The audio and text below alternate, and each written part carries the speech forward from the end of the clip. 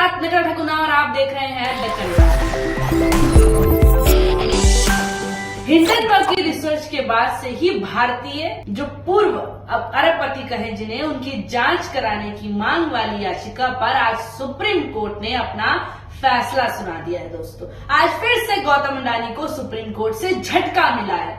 Supreme court ने इस मामले की जांच करने के लिए एक 6 सदस्यीय एक्सपर्ट कमेटी की गठन का आदेश दे दिया है। दोस्तों, ये खबर पहले ये थी कि आदेश मिलेगा, लेकिन अब आदेश मिल चुका है। सेबी की गड़बड़ी जांच जारी रखने का भी आदेश इसी फैसले में किया गया है। दोस्तों, अब अडानी को ये कह सकते हैं कि जांच कराने में कोई रोक नहीं सकता, लेकिन अब अडानी को जो रोकेगा वो सरकार का पक्ष ही लेता होगा, वही ये काम कर सकता है।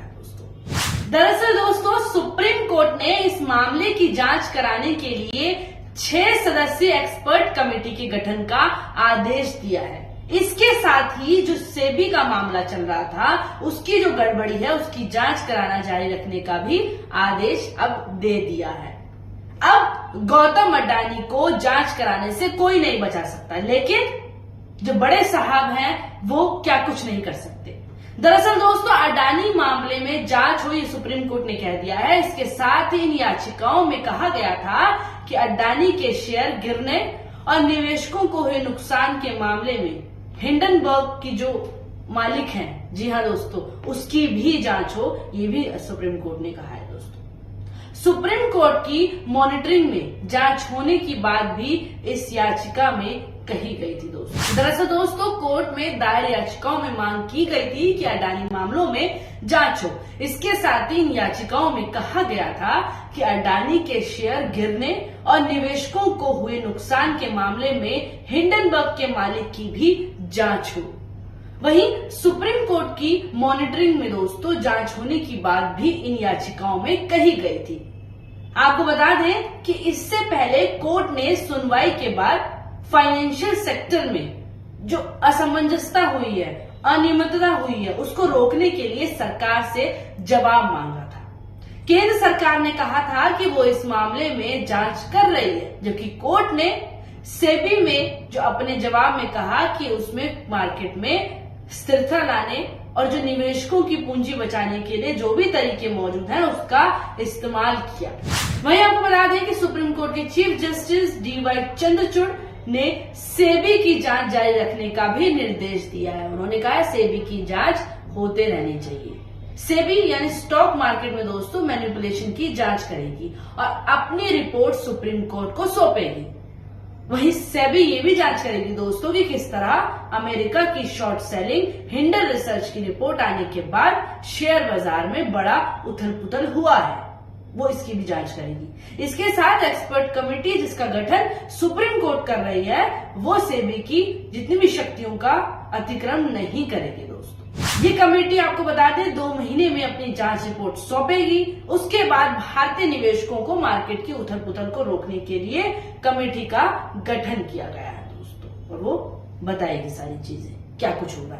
वहीं सुप्रीम कोर्ट द्वारा दोस्तों गठित की गई जो विशेष टीम थी 6 सदस्यों की, इस कमेटी के अध्यक्ष जो है वो रिटायर्ड जज हैं, जिनका नाम SM स्प्रे होगा। दोस्तों, इसके अलावा इस कमेटी में OP भट्टा, जस्टिस JP देवधर, तमाम ये सब जो भी सेवानिवृत्त जो जज हैं वो शामिल होंगे इस कमेटी में। वहीं आपको बता दें सुप्रीम कोर्ट ने दोस्तों अडानी हिंडनबर्ग मामले पर इससे पहले मीडिया रिपोर्टिंग पर रोक लगाने की मांग करने वाली याचिका को खारिज कर दिया था। सुप्रीम कोर्ट ने कहा था कि हम इस याचिका पर यही कहेंगे कि हम मीडिया वालों को नहीं रोक सकते आपकी खबर चलाने से। जी हाँ दोस्तों, वहीं हम मीडिया के खिलाफ उन्होंने पूरा ये कहा था कि कभी भी कोई निषेधाज्ञा जारी नहीं करना चाहते, कोई भी गलत उनके खिलाफ कुछ भी मीडिया के खिलाफ हम गलत निर्णय नहीं ले सकते। मीडिया का अपना एक औचित्य है, मीडिया अपना काम जिस तरह करती है वो करती रहेगी, खबरें चलाती रहेगी, हम मीडिया को कुछ भी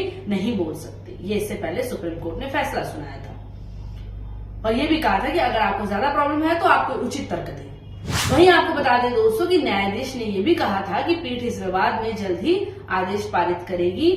वहीं न्यायमूर्ति जो भी हैं चंद्रचूड़ की अगुवाई वाली पीठ ने अडानी हिंडनबर्ग मामले में दोस्तों भारतीय निवेशकों की सुरक्षा के लिए नियामक तंत्र की समीक्षा के लिए एक विशेषज्ञ समिति के गठन पर सुनवाई पूरी कर अपना फैसला सुरक्षित रख लिया था। आपको याद होगा कि जितने भी निवेशक हैं उनको कोई दिक्कत ना हो, उनके लिए भी कमेटी बननी चाहिए। वहीं पीठ ने प्रस्तावित समिति में ये कहा था कि जो सीलबंद लिफाफे में केंद्र सरकार द्वारा सुझाए गए नामों को स्वीकार है, जो उन्होंने नाम भेजे हैं वो हमें बिल्कुल स्वीकार नहीं है, उन्होंने इनसे इनकार कर दिया था, जो भी नाम सरकार ने सुप्रीम कोर्ट को दिए थे बंद लिफाफे में। वहीं दोस्तों जिसमें 2 याचिकाओं में हिंडनबर्ग के खिलाफ उसी समय जांच के आदेश की मांग की थी और 2 याचिकाएं अडानी ग्रुप के खिलाफ जांच के आदेश की मांग के लिए दायर की गई थी। वहीं दोस्तों अमेरिकन फर्म हिंडनबर्ग रिसर्च की रिपोर्ट के सामने आने के बाद से आपने देखा किस तरह अडानी ग्रुप काफी चर्चा में रहा। 24 जनवरी को इस रिपोर्ट के आने के बाद से ही अडानी ग्रुप के शेयर में लगातार गिरावट हो रही थी। आपने देखा पिछले 1 महीने में क्या कुछ हुआ। वहीं अमेरिकी रिसर्च एजेंसी यही हिंडनबर्ग एक रिपोर्ट जारी कर अडानी समूह पर धोखाधड़ी और स्टॉक मैनिपुलेशन के आरोप लगाए थे। वहीं आपको बता दें कि ये रिपोर्ट आने के बाद अडानी ग्रुप के निवेशकों में खलबली मच गई थी, जिसके बाद और शेयरों में भारी गिरावट देखी गई थी। क्यों? क्योंकि सबको घोटाले के बारे में पता चल गया था। वहीं एक रिपोर्ट के मुताबिक अमीरों की लिस्ट में अडानी का नाम और 25 स्थानों पर कहीं नहीं था।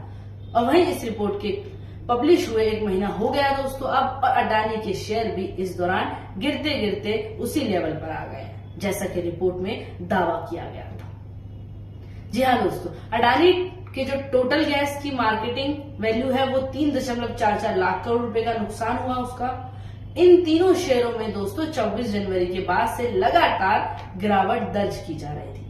वहीं अडानी ट्रांसमिशन का आपको बता दें कि उसमें 2.28 लाख करोड़ रुपए और ग्रीन एनर्जी का 2.26 लाख करोड़ का घाटा हुआ है। अडानी ट्रांसमिशन का 2.28 लाख करोड़ रुपए और अडानी ग्रीन एनर्जी का 2.26 लाख करोड़ रुपए का घाटा हुआ दोस्तों।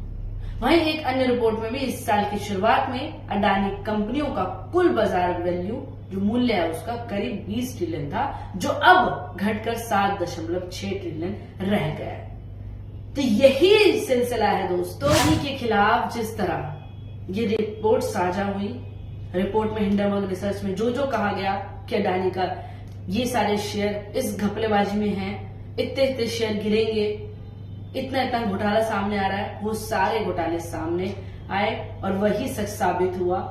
और अब देखना यही होगा कि किस तरह से सीबीआई दिल्ली के पूर्व शिक्षा मंत्री मनीष सिसोदिया के खिलाफ जिस तरह कड़ी कार्रवाई कर रहे हैं, उसी तरह हिंडनबर्ग रिसर्च की रिपोर्ट आने के बाद 1 महीना बीत चुका है, क्या अब सीबीआई गौतम अडानी के घर भी सीबीआई का छापा मारेगी, उन्हें सीबीआई की पूछताछ के लिए बुलाएगी? ये देखना होगा। इस सवाल में आपकी क्या राय है हमें कमेंट बॉक्स में जरूर बताएं और इस वीडियो को लाइक शेयर और कमेंट जरूर करें और द कंटाप को सब्सक्राइब करना ना भूलें। धन्यवाद।